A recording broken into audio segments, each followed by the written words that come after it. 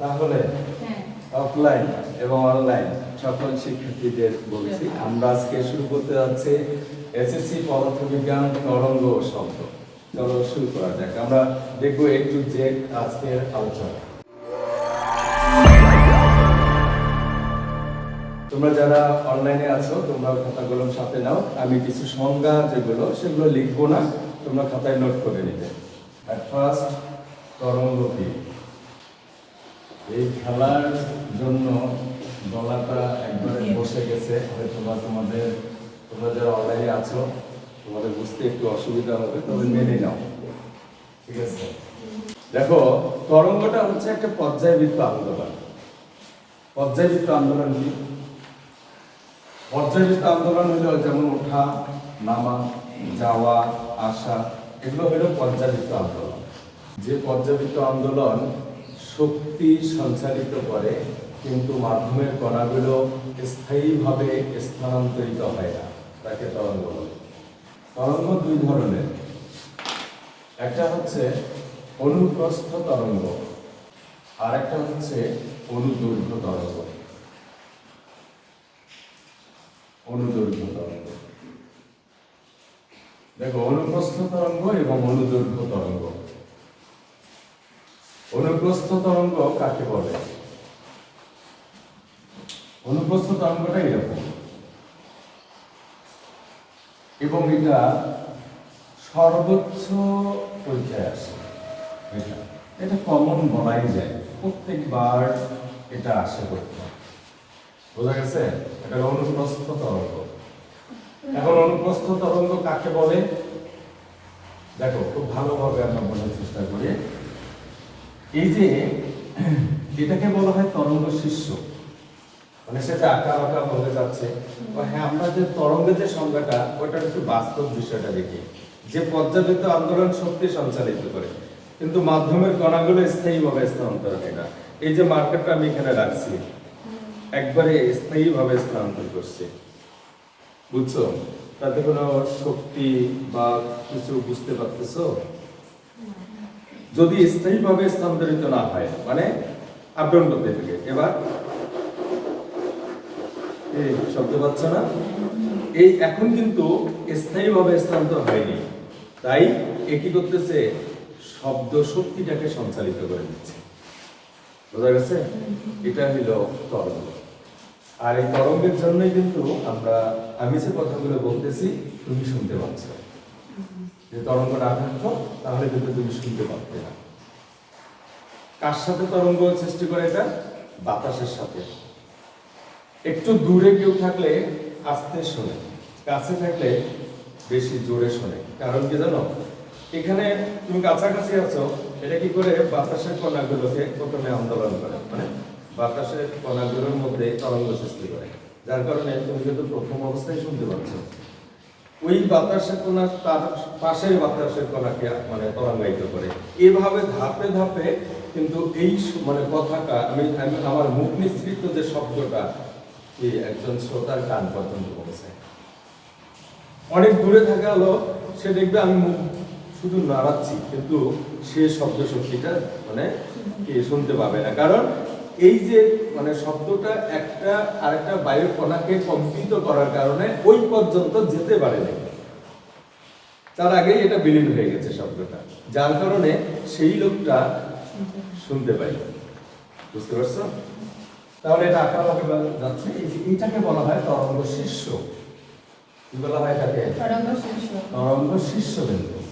আর এই যে এটা একটা পাদবিন্দু, ঠিক আছে? এখন আমি এই যে যদি কোনো বস্তু স্বাভাবিকভাবে যাইতো তাহলে এভাবে যাইতো, এই বরাবর যাইতো না। এজন্য এটাকে বলা হয় সাম্যাবস্থা। কি? সাম্যাবস্থা। স্বাভাবিকভাবে যে অবস্থায় যাইতো, যেভাবে যাইতো, এটা হলো কি? সাম্যাবস্থা। আর এইভাবে না গিয়ে তরঙ্গ যেহেতু কেঁপে কেঁপে যাবে, এখন এই এতটুকু জায়গা জুড়ে কিন্তু যাচ্ছে। এদিকে এতটুকু জায়গা লাগবে, এদিকে এতটুকু জায়গা লাগবে। এটা হলো শীর্ষবিন্দু, এটা হলো পাদবিন্দু। আমরা এই শীর্ষবিন্দু বা পাদবিন্দু থেকে যদি আমরা এখানে একটা লম্ব টানি, কোন কত ডিগ্রি? যে কোনো তরঙ্গ শীর্ষবিন্দু থেকে সাম্যাবস্থা পর্যন্ত বা তরঙ্গ পাদবিন্দু থেকে কি সাম্যাবস্থা পর্যন্ত উৎপন্ন কোণ কত ডিগ্রি? 90 ডিগ্রি। 90 ডিগ্রিকে কি কোণ বলে? সমকোণ। তাহলে আমরা বলতে পারি যে তরঙ্গ সমকোণে অগ্রসর হয় তাকে অনুপ্রস্থ তরঙ্গ বলে। যে তরঙ্গ লম্বভাবে ভাবে না লম্বভাবে যাচ্ছে জন্যই তো উৎপন্ন কোণ 90 ডিগ্রি আছে। তাহলে আমরা বলতে পারি যে তরঙ্গ লম্বভাবে অগ্রসর হয় তাকে অনুপ্রস্থ তরঙ্গ বলে। আর আমরা বলতে পারি যে তরঙ্গ সমকোণে অগ্রসর হয় তাকে অনুপ্রস্থ তরঙ্গ বলে। এরপর আমরা দেখব অনুদৈর্ঘ্য তরঙ্গ। অনুদৈর্ঘ্য তরঙ্গটা এরকম, এই যে এরকম।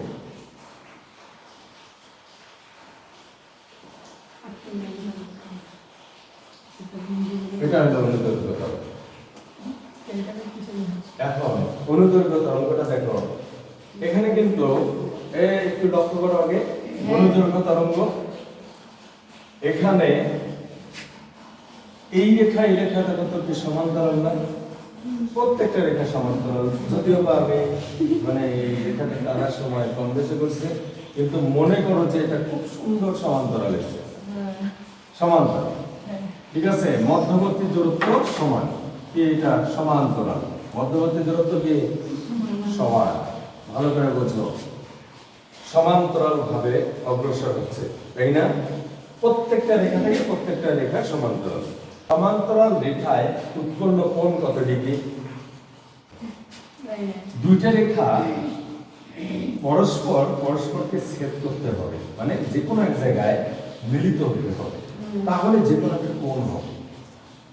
এই দিকে হোক, এটা কি কোণ হবে, একটা জায়গায় মিলিত হতে হবে।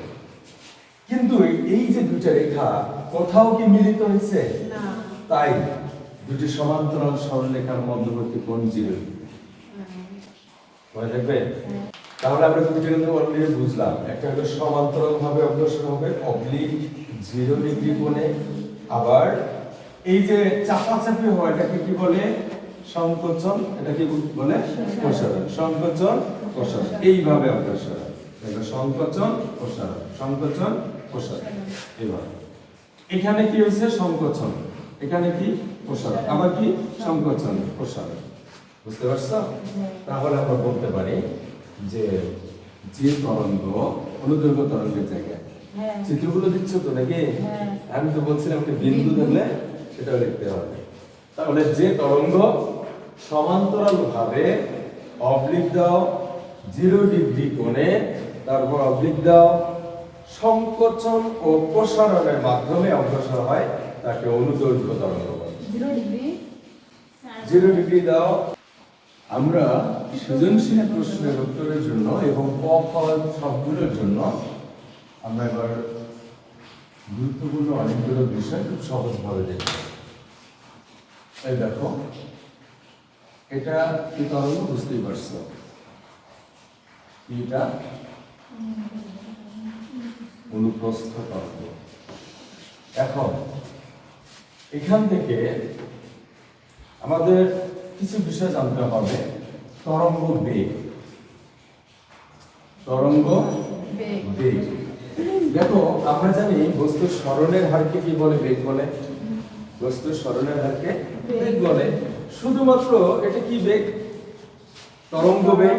এর আগে যুক্ত করে দাও একটি তরঙ্গায়িত বস্তুর সরণের হারকে তরঙ্গ বেগ বলে। তরঙ্গায়িত বস্তু মানে কি জানো? কম্পিত বস্তু। তরঙ্গ মানেই একটা বস্তুকে কাঁপতে হবে। একটি তরঙ্গায়িত বস্তুর সরণের হারকে তরঙ্গ বেগ বলে। একে ভি দ্বারা প্রকাশ করা হয়, একক মিটার পার সেকেন্ড। তারপর কম্পাঙ্ক। কম্পাঙ্ক,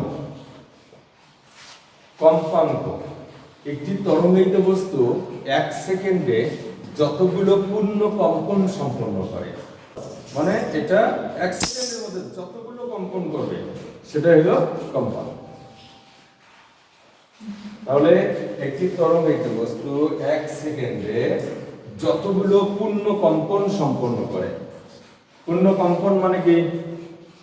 বলো তো, পূর্ণ কম্পন কি? মানে ওই যে পূর্ণ কম্পন যদি বলি যে উপরে ওঠা নিচে না, একটা পূর্ণ কম্পন, এটা হলো একটা পূর্ণ কম্পন। ঠিক আছে, একটা পূর্ণ কম্পন, যাওয়া আসা, একটা যাওয়া আসা মিলেই একটা পূর্ণ কম্পন। বোঝা গেছে? তাহলে একটি তরঙ্গায়িত বস্তু 1 সেকেন্ডে যতগুলো পূর্ণ কম্পন সম্পন্ন করে তাকে কি বলে? কম্পাঙ্ক বলে। একে স্মল f দ্বারা প্রকাশ করা হয়। এর একক হচ্ছে হার্জ, HZ, হার্জ। ঠিক আছে, এর একক হচ্ছে হার্জ। এই হার্জ যে কথা পার সেকেন্ড কিন্তু একই কথা। বিস্তার, বিস্তার, বিস্তার কি? দেখো এই যে যেটা বলছিলাম, এই সাম্যাবস্থা থেকে এটা কি সর্বোচ্চ সরল না? এটাই তো সর্বোচ্চ সরল, তার থেকে বেশি হবে তরঙ্গ শীর্ষবিন্দু থেকে সাম্যাবস্থা পর্যন্ত, এটাই সর্বোচ্চ সরল না? বা তরঙ্গ পাদবিন্দু থেকে এটা কি সর্বোচ্চ সরল না? একটি তরঙ্গায়িত বস্তুর সাম্যাবস্থান থেকে সর্বোচ্চ সরলকে বিস্তার বলে। আল্লাহ জানে অনলাইনে যারা আছে ওরা আমার কথা কি শুনতে পাচ্ছে। আমার ভয়েস আসলে তোমরা জানো যে এমন না, আসলে খেলার বিষয়ে অনেক চিল্লাচিল্লি করায় গলাটা বসে গেছে। এখন দেখো দশা, দশা মানে তো বুঝছো কি অবস্থা? হ্যাঁ, অবস্থা। একটি তরঙ্গায়িত বস্তুর যে কোনো অবস্থাকে তার দশা বলে। একটি তরঙ্গায়িত বস্তুর যে কোনো অবস্থাকে দশা বলে। এখন আমাদের সব থেকে গুরুত্বপূর্ণ বিষয় হলো তরঙ্গ দৈর্ঘ্য। এই যে তরঙ্গ দৈর্ঘ্য, এটা খুব বেশি ইম্পর্টেন্ট এখানকার জন্য। তরঙ্গ দৈর্ঘ্য, আমি এই তরঙ্গ দৈর্ঘ্যের সংজ্ঞাটা দুই ভাবে, বা আমরা সবাই, শুধু আমি না সবাই তরঙ্গ দৈর্ঘ্যের সংজ্ঞাটা দুই ভাবে বলতে পারি। এটা হলো একটি তরঙ্গায়িত বস্তু 1 সেকেন্ডের যে দূরত্ব অতিক্রম করে তাকে তরঙ্গ দৈর্ঘ্য বলে। দেখছো? এখন দেখো অর, একটি পূর্ণ কম্পনে তরঙ্গায়িত বস্তু যে দূরত্ব অতিক্রম করে তাকে তরঙ্গ দৈর্ঘ্য বলে। দেখছো, একে ল্যামডা দ্বারা প্রকাশ করা হয়, একক মিটার। এখানকার সৃজনশীল প্রশ্নে ল্যামডাটা আমাদের ভালোভাবে চিনতে হয়। দেখো এই যে এখান থেকে বস্তুটা চলা শুরু করছে না, এই বিন্দু থেকে যদি বলো তাহলে উপরে উঠছে, নিচে নেমে আবার এই লিমিটে আসছে, এই যে এইটা একটা ল্যামডা, এটা একটা ল্যামডা। বুঝতে পারছো? তাহলে এখান থেকে কোথায় ল্যামডা বলো তো? উপরে উঠে নিচে নেমে আবার যেখানে আসছে, এটা একটা ল্যামডা। বুঝছো? আবার এখান থেকে কোথায় ল্যামডা হবে বলো তো? এই পর্যন্ত। বোঝা গেছে? তরঙ্গ শীর্ষবিন্দু থেকে তরঙ্গ শীর্ষবিন্দু। বোঝা গেছে? এটা হলো আবার একটা ল্যামডা। ক্লিয়ার? তরঙ্গ শব্দের যে সূত্রগুলো তোমাদের জানতে হবে। এক, v ইকুয়াল f ল্যামডা, তারপর f equal n by t বা 1 বাই t এরকম, তারপর t equal 2 pi root over l by g, তারপর হচ্ছে t equal 2 pi root over m by k, তারপর হচ্ছে v1 by v2 equal root over t1 by t2, তারপর d equal vt by 2, d equal vt by 2 প্রতিধ্বনি থাকলে, মানে প্রতিধ্বনির কথা যদি বলে, ঠিক আছে, তখন আমরা এই সূত্র ব্যবহার করব। আর প্রতিধ্বনি যদি না থাকে তখন আমরা d ইকুয়াল vt ব্যবহার করব, যখন প্রতিধ্বনি কি থাকবে না। বোঝা গেছে? আবার মনে করো এটা হলো দূরত্ব, আবার এই দূরত্ব রৈখিক বরাবর, এটা যদি কূপের গভীরতা নির্ণয় হয় বা কোনো উচ্চতা নির্ণয় হয়, তখন এই ডি এর জায়গায় জাস্ট কি হবে, এই দুইটা ডি এর জায়গায় এইচ হবে। T equal 2 pi root over L by g. এখানে এই টিটা হচ্ছে দোলনকাল। আমরা যখন একটা দোলনা দেখি বা আমি একটা বস্তুকে, যে কোনো একটা বস্তুকে সুতা দিয়ে যদি বেঁধে রাখি, তাহলে এই যে যেই সুতা দিয়ে বস্তুটা বেঁধে রাখা হবে, সেই সুতার দৈর্ঘ্য হইল এল। বুঝা গেছে? আর অভিকর্ষ ত্বরণ তো আমরা বাপ-দাদার জন্মের আগ থেকেই যেটা জানি 9.8 মিটার পার সেকেন্ড ওটা। আর পাইয়ের মান তো 3.1416 এটা আমরা জানি। দোলনকাল তো সহজেই বের করতে পারি। সুতার দৈর্ঘ্য দিয়ে দিল, দোলনকাল বের করতে পারবে। তাহলে আমাকে পাইয়ের মান জানা, জি এর মান জানা, যেটা বলতে গেল। বা সুতার দৈর্ঘ্য দিয়ে বললো যে দোলনকাল কত। দোলনকাল মানে তো বুঝছি এই বস্তুটা এখান থেকে এখানে আসবে, আবার এখান থেকে এখানে যাবে, এটা একটা দোলনকাল, যাকে আমরা পর্যায়কাল হিসেবে বলছি। তবে এটা বুঝছি ক্লিয়ার? আবার আমরা দেখছি T equal 2 pi root over M by K. এখানে এটা হলো স্প্রিং এর ক্ষেত্রে। কিসের ক্ষেত্রে? স্প্রিং এর ক্ষেত্রে। আমরা একটা স্প্রিং এর মধ্যে যখন ভার দেব, তখন স্প্রিংটা কি হয়ে যাবে বলো তো বাচ্চারা? প্রসারিত হয়ে যাবে। আবার নয় প্রসারিত, আবার নয় প্রসারিত। এখন দেখো, এই যে স্প্রিংটা এখান থেকে প্রসারিত হয়ে যাবে। এই যে স্প্রিং এর মধ্যে যে ভারটা দেওয়া হলো সেটা হলো এম। বুঝছো? যে ভরটা দেওয়া হবে সেটা হলো এম। তার মানে এম বুঝলাম। স্প্রিং কনস্ট্যান্ট হলো কে? স্প্রিং ধ্রুবক। স্প্রিং ধ্রুবক কে। এই টিটা হচ্ছে পর্যায়কাল। টিটা কি? পর্যায়কাল। দোলনকাল, পর্যায়কাল, বিচরণকাল একই কথা, কিন্তু ওই যে একটা বস্তুকে উপরে নিক্ষেপ করলাম, আবার ভূমিতে পড়লো, উপরে ওঠা নামা, এটাকে বলা হয় বিচরণকাল। দোলনার ক্ষেত্রে ওটাকে বলা হয় দোলনকাল, স্প্রিং এর ক্ষেত্রে বলা হয় পর্যায়কাল, কিন্তু সবগুলো ঘটনা এক। ক্লিয়ার? এখন আমরা বলছি এগুলো কোনো সমস্যা পড়ে গেল না? সমস্যা। এখন দেখো আরেকটা টি আছে কোথায়? v1 by v2 equal root over t1 by t2। বুঝছো? এখানে তোমরা যে সূত্রগুলো লিখছো ওর নিচে লেখো, দুইটা কথা লেখো। প্রতিধ্বনি শোনার ন্যূনতম, পরের পৃষ্ঠে লেখো, প্রতিধ্বনি শোনার ন্যূনতম সময় 0.1 সেকেন্ড। প্রতিধ্বনি শোনার ন্যূনতম সময় 0.1 সেকেন্ড, 0.1 সেকেন্ড or 1/10 সেকেন্ড। হ্যাঁ, সেভের মতো এক, কিন্তু যখন 1/10 লাগে অনেকে বলে এটা তো জীবনে দেখিনি, পরীক্ষায় পড়ে গেছে 200 প্লাস আছে এই লাইফ। 0.1 সেকেন্ডে যদি বেশি হয় তাহলে প্রতিধ্বনি শুনতে পাবে? কম হইলে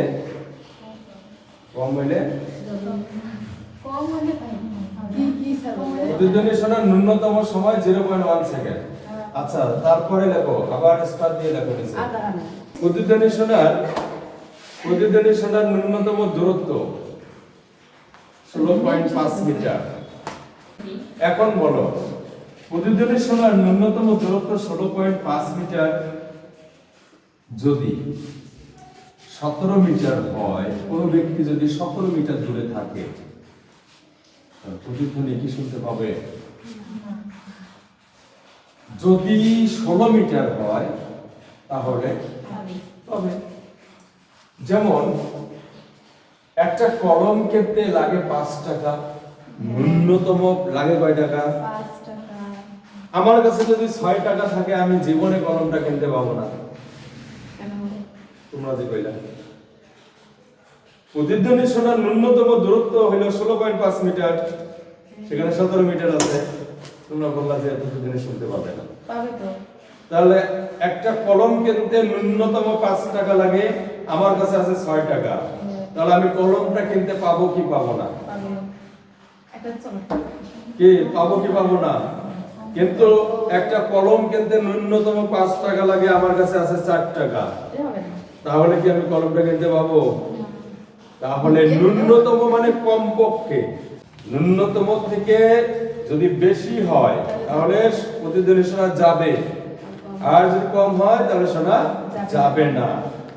অনেক স্টুডেন্ট এই অঙ্কটা অনেক সুন্দরভাবে করে এসে, কিন্তু প্রশ্নটা তো থাকে প্রতিদিনের শোনা যাবে কিনা গাণিতিকভাবে বিশ্লেষণ করো, সব ক্যালকুলেশন করলো, এই শেষে এসে কাটকা লাগাই দেয়, মানে প্রতিদিন শোনা যাবে, ওই শুধু লেখছে যাবে না, শেষ।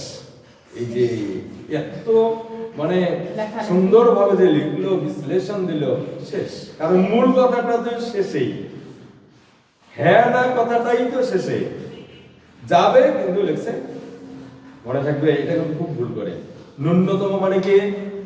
কমপক্ষে, তাহলে কমপক্ষের থেকে যদি বেশি হয় যাবে, যাবে, আর যদি কমপক্ষের থেকে কম হয় যাবে না। বুঝা গেছে? এটা মাথায় রাখবে। স্যার বলছে একটা কলম কিনতে ন্যূনতম 5 টাকা লাগে, স্যারের কাছে ছিল 6 টাকা, স্যার কলমটা কিনতে পাবে কিনা এটা মনে রাখবে। আর ওই যে কলম কিনতে ন্যূনতম 5 টাকা লাগে, স্যারের কাছে আছে 4 টাকা। এখানকার টিটা হলো টেম্পারেচার, তাপমাত্রা। এখানকার টিটা কি? তাপমাত্রা। ঠিক আছে? তারপর ওখানে আরো একটা বিষয় লেখো, 0 ডিগ্রি সেলসিয়াস তাপমাত্রায় বাতাসের শব্দের বেগ 330 মিটার পার সেকেন্ড। এখন আমরা এই সূত্রটা নিয়ে আলোচনা করি। লক্ষ্য করো, এটা খুব ইম্পর্টেন্ট। সৃজনশীল যে আমরা গ ঘ বা প্রতিধ্বনি শোনা যাবে কিনা, যে ঘয়ের প্রশ্নে আনসার দেই, সেটা কিন্তু বেশিরভাগ ব্যবহৃত হয় এই সূত্রটা। আজকে তাপমাত্রা এত ডিগ্রি সেলসিয়াস, এত মিটার দূরে এক লোক দাঁড়িয়ে আছে, সে প্রতিধ্বনি শুনতে পাবে কিনা। বোঝা গেছে? এটা কিন্তু ফার্স্ট আমাদের এই তাপমাত্রায় শব্দের বেগটা বের করে নিতে হবে। এখন এখানে কিন্তু কি তাপমাত্রা, এখানে V1 হলো আদি বেগ, ঠিক আছে? এটা হলো আদি বেগ, শুরুর বেগ। V2 টা হলো শেষ বেগ, শেষ বেগ। তারপর T1 টা কি বলতো? এই T1 কি? আদি তাপমাত্রা, আদি তাপমাত্রা। T2 হলো, ভালো করে বুঝো, ওই শেষ তাপমাত্রা। মাথা খারাপ হলো, আপনি তো বলতেছেন, আমরা শুনতেছি না। তাহলে V1 টা কি? আদি বেগ। V2 হলো T1 কি? তাপমাত্রা, আদি তাপমাত্রা। T2 টা হলো শেষ তাপমাত্রা। তোমাকে বলা হলো যে 40 ডিগ্রি সেলসিয়াস তাপমাত্রায় বাতাসের শব্দের বেগ কত? শব্দের বেগ কত? এর বলো, এটা সমাধান করবো কিভাবে? তাপমাত্রা তো একটা দেওয়া আছে, 40 ডিগ্রি সেলসিয়াস তাপমাত্রা। আমাদের যদি এখানে তো সূত্রের মধ্যে 4টা চলক দেওয়া আছে, তো 3টার মান যদি দেওয়া থাকতো, একটার মান আমরা সহজেই বের করতে পারতাম। কিন্তু মান দেওয়া আছে কয়টা? তাহলে কি তখন বুঝে নিতে হবে। কি বুঝে নিতে হবে? 40 ডিগ্রি সেলসিয়াস তাপমাত্রায় বাতাসের শব্দের বেগ, একটা তাপমাত্রা যখন দেওয়া থাকবে এবং থাকে, তোমরা আজকে বই সৃজনশীল যা আছে সব দেখবে, কত সৃজনশীল আছে এটা নিয়ে। বুঝা গেছে? একটা তাপমাত্রা দেওয়া আছে, তাহলে তুমি কি করবে? তখন তুমি জানো 0 ডিগ্রি সেলসিয়াস তাপমাত্রায় বাতাসের শব্দের বেগ 330 মিটার পার সেকেন্ড, ওটা ফিক্সড। তাহলে এখানে 0 ডিগ্রি সেলসিয়াস তাপমাত্রা, ওটাকে T1 কত? 0 ডিগ্রি সেলসিয়াস। 0 ডিগ্রি সেলসিয়াস তাপমাত্রায় যে বেগ সেটা আদি বেগ, তার মানে V1 কত বলো? 330 মিটার পার সেকেন্ড। বুঝা গেছে? এখন এখানে যেটা তাপমাত্রা দেওয়া আছে এটা হলো T2, তাহলে এখানে যে বেগ বের করতে বলছে সেটা V2। যখন একটা তাপমাত্রা দেওয়া থাকবে তখন আমাদের মনে মনে ধরতে হবে 0 ডিগ্রি সেলসিয়াস তাপমাত্রা এবং ওর জন্য ওর আদি বেগ হলো 330 মিটার পার সেকেন্ড। তার মানে T1 V1 ফিক্সড। যেটা তাপমাত্রা দেওয়া থাকবে ওটা T2 আর যে বেগ করতে বলবে সেটা V2। তাহলে আমরা এখানে লিখতে পারি। এবং আমরা জানি তাপমাত্রা একক কেলভিন, অবশ্যই সেলসিয়াসটাকে 273 দিয়ে যোগ করে কেলভিন বানাইতে হবে। যে কোনো সেলসিয়াস স্কেলের তাপমাত্রাকে কেলভিনে রূপান্তর করতে গেলে 273 দিয়ে যোগ করতে হয়। তাহলে 0 এর সাথে আমি যদি 273 যোগ করি তাহলে কি হবে? এই 273 কেলভিন। কেন কেলভিন করলাম? কারণ তাপমাত্রার একক কেলভিন। যেমন আমরা ভরের একক গ্রাম থেকে কেজি দিয়ে প্রকাশ করি। তাহলে V1 জানলাম। তাহলে এটা কি করব? T2 কত? তাহলে 40 যোগ 273 কেলভিন হয়ে গেল। যে কোনো সেলসিয়াস স্কেলের তাপমাত্রাকে 273 দিয়ে যোগ করলে কেলভিন হয়ে যাবে। তাহলে 40 আর এটা এখন হওয়ার লাগছে 73 কত হয় রে? কত হয়? ক্যালকুলেটর বের করো। 313 কেলভিন। তাহলে V2 বের করব। আমরা জানি V1/V2 √T1/T2। আমরা ফিজিক্সের অঙ্কে কখনো কি আগে মান বসাবো? আর তো মানবই না। আর আগে কখনো মান বসাবো না। যার মান বের করব তাকে আগে সাজাই নেব। তাহলে এখন কি করতে পারি বলো তো?